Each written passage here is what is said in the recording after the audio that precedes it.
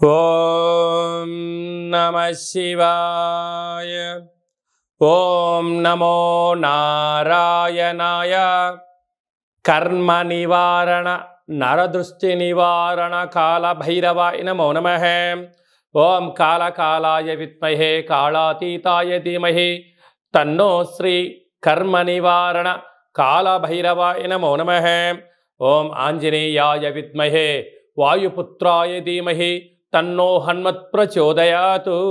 హరి ఓం.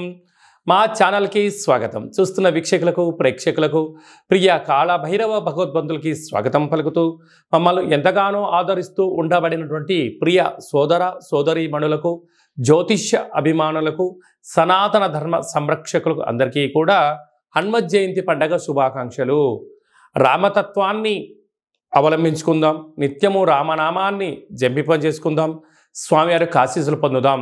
500 సంవత్సరాల తర్వాత మొట్టమొదటిసారిగా అయోధ్యలో రామ మందిర నిర్మాణం తర్వాత మొదటిసారిగా జరుగుతున్నటువంటి హనుమత్ జయంతి సందర్భంగా మనమందరము కూడా స్వామివారిని స్మరిద్దాం, ధ్యానిద్దాం, స్వామివారికి ఓడమాలను సమర్పిద్దాం. తమలపాకుల పైన శ్రీరామ అనేటువంటి రామాలను రాసి ఆ యొక్క స్వామివారికి సమర్పించుకుందాం. జాతకంలో ఉండబడిన గ్రహదోషాలను తొలగించుకొని అందరినీ నిండు నూరేళ్ల ఆయురారోగ్యాలుగా ప్రసాదించాలని కోరుకుందాం. 16/6/2024 నుండి 30/6/2024 వరకు పుట్టినటువంటి వారందరికీ కూడా ముందస్తుగా జన్మదిన శుభాకాంక్షలు. గతంలో వివాహం చేసుకున్న వారికి వివాహ వార్షికోత్సవ శుభాకాంక్షలు. 16/6 నుండి 30/6/24 వరకు ద్వాదశ రాశుల్లో గ్రహ గమనాన్ని ఒకసారి వీక్షింపచేద్దాం.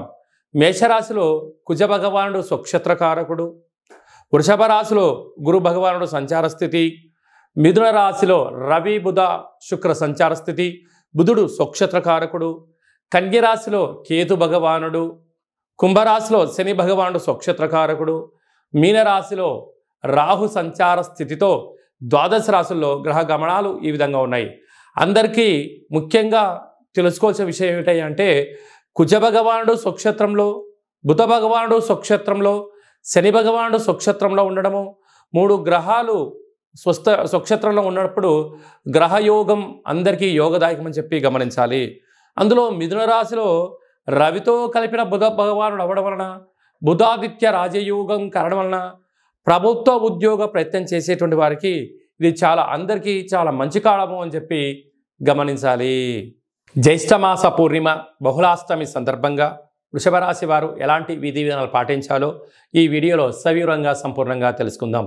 వృషభ రాశిలో ఏ నక్షత్రాలు వస్తాయనగా కృత్తికా నక్షత్రంలోని 2, 3, 4 పాదాలు, రోహిణి నక్షత్రంలోని 4 పాదాలు, మృగశిర నక్షత్రంలోని 1, 2 పాదములు కలిపితే వృషభ రాశి అవ్వడం జరుగుతుంది. చాలామందికి పుట్టినటువంటి కాల సమయంలో డేటా బర్త్లు లేనటువంటి కారణం వలన పేరు యొక్క మొదటి అక్షరాన్ని అనుసరిస్తూ ఆ రాశిని తెలుసుకునే ప్రయత్నం చేద్దాం. ఈ, ఉ, ఏ, ఓ, వా, వి, ఉ, వే, ఓ అక్షరాల వారందరూ కూడా వృషభ రాశి జాతకులే. వృషభ రాశి యొక్క అధిపతి శుక్ర భగవానుడు.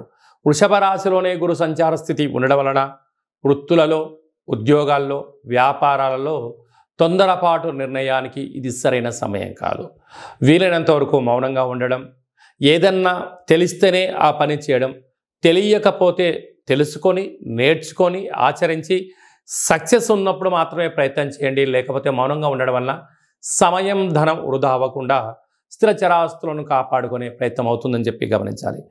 ధన వాక్కు కుటుంబ స్థానంలో ఏడాది తర్వాత రవి భగవానుడు మిథున రాశిలోనే బుధుడు స్వక్షేత్రకంగా కలిసి ఉండడం వలన అద్భుతమైన ధనయోగము, భూములు, గృహాలు, క్రయ విక్రయాలు, బ్యాంక్ లోన్స్, ప్రభుత్వ ఉద్యోగం, ప్రభుత్వం నుంచి రావాల్సినటువంటి డబ్బులు కానీ, ఉద్యోగాలు కానీ, పత్రాలు కానీ, పర్మిషన్స్ కానీ పొందడంలో విజయం మీ సొంతం కాబోతుందని చెప్పి గమనించగలగాలి.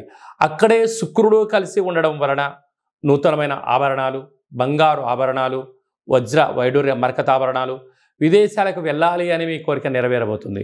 కనుక వృషభ రాశి వారికి ఈ బుధాదిత్య రాజయోగం కారణం వల్ల అనుకున్నంత విజయం మీ సొంతం కాబోతుందని చెప్పి గమనించాలి.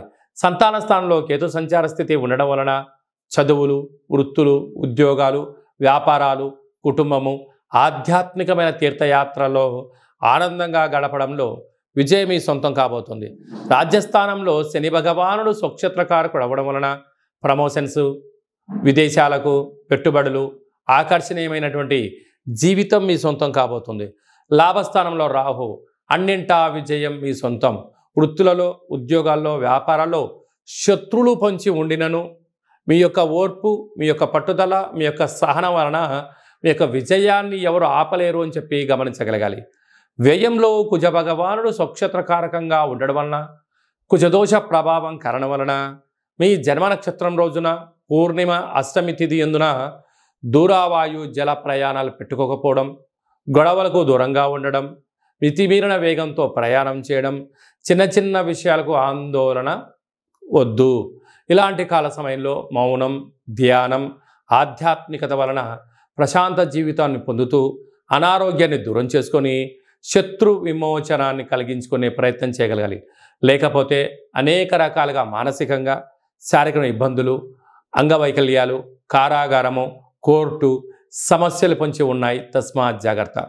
కనుక ఈ వృషభ రాశిలో పుట్టినటువంటి హోటల్ వ్యాపారాలు, రాజకీయాలు, సాఫ్ట్వేరు, వ్యవసాయ సోదరీమణులు, గృహ భవన నిర్మాణ కార్యక్రమం చేసే వారందరికీ కూడా చాలా మంచి అవకాశాలు ఉన్నాయి. కనుక జాగ్రత్తగా పరచుకోండి. జీవితాన్ని సువర్ణమయం చేసుకోండి.